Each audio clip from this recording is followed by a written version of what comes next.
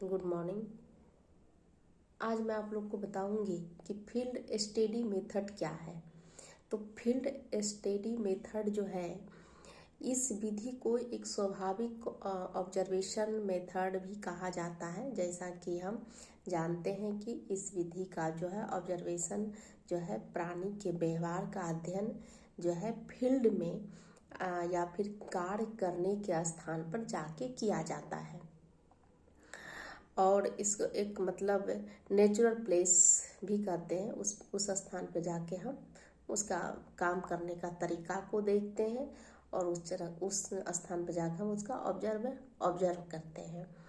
जैसे कि मानव व्यवहार को यदि करना हो तो स्कूल, कॉलेज और उसके बाद पशु पक्षी पर भी करना है तो उस जगह पर जाकर उसका स्वाभाविक प्रतिक्रिया को हम देखते हैं और उनके व्यवहार को अध्ययन जो है परीक्षण द्वारा किया जाता है।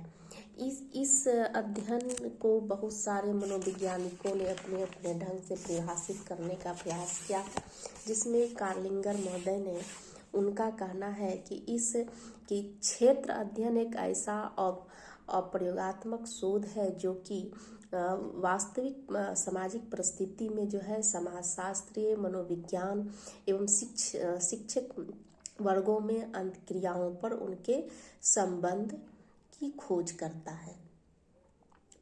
यदि इस क्षेत्र की परिभाषा पे यदि हम विश्लेषण करेंगे तो हमें इस बात से पता चलता है कि इस क्षेत्र का विधि जो है मनोविज्ञान के एक अप्रयोगात्मक विधि है। इसका मतलब यह हुआ कि मनोविज्ञान इस विधि की व्यवहार के जिन पहलुओं के बारे में वो मनोवैज्ञानिक अध्ययन करते हैं तो उसमें अपनी और से किसी तरह का जोड़ तोड़ नहीं किया जाता है और उसका जो हूबहू उसी रूप में उसको बताया जाता है या फिर वही रूप में उसको रखा जाता है।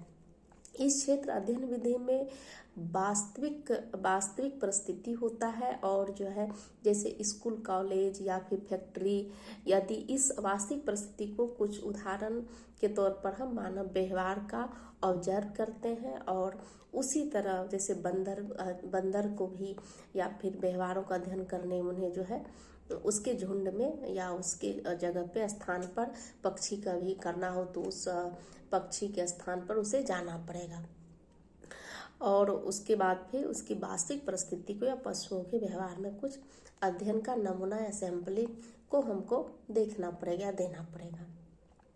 इस अध्ययन विधि के विभिन्न तरह के चर की अपनी अंतक्रियाओं तथा उनके जो है संबंधों का अध्ययन पर प्रकाश डाला जाता है। वही कारण है कि मनोविज्ञान के क्षेत्र में जो है अध्ययन को एक वैज्ञानिक शोध माना जाता है।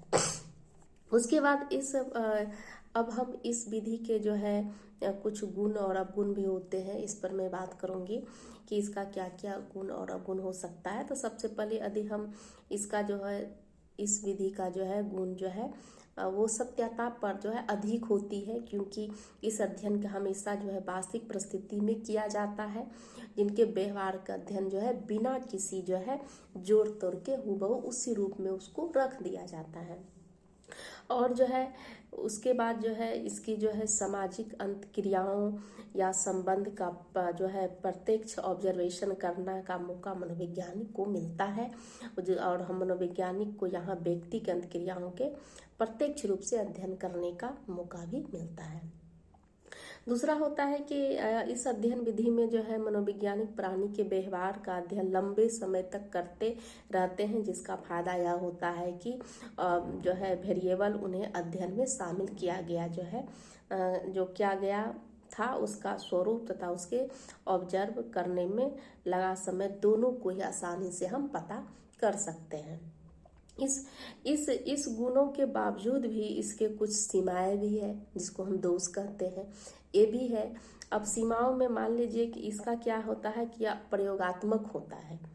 प्रयोगात्मक मतलब इसको हम लैब में नहीं कर सकते हैं और ये जो है हम फील्ड में जाके उसके व्यवहार को अध्ययन करते हैं, ऑब्जर्व करते हैं।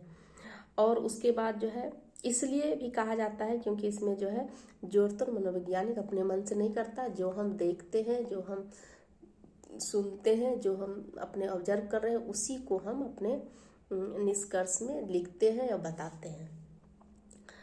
और अध्ययन क्षेत्र के जो है इसका चूँकि जो है इसमें जो है चर जो है सम्मिलित होता है, उनका मापन सही नहीं हो पाता है और चरों की मापन भी सही ढंग से नहीं हो पाता है, तो इसका अध्ययन की वैधता काफ़ी प्रभावित होती है।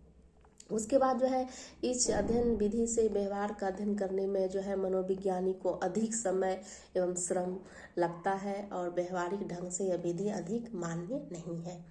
उसके बाद इस अध्ययन में जो है मनोवैज्ञानिकों को लगता है कि कई दिनों तक जो है ऑब्जर्व करना पड़ता है और उसके प्रयोजों का सतह मदद की जरूरत पड़ती है और हमेशा नहीं मिल पाती है।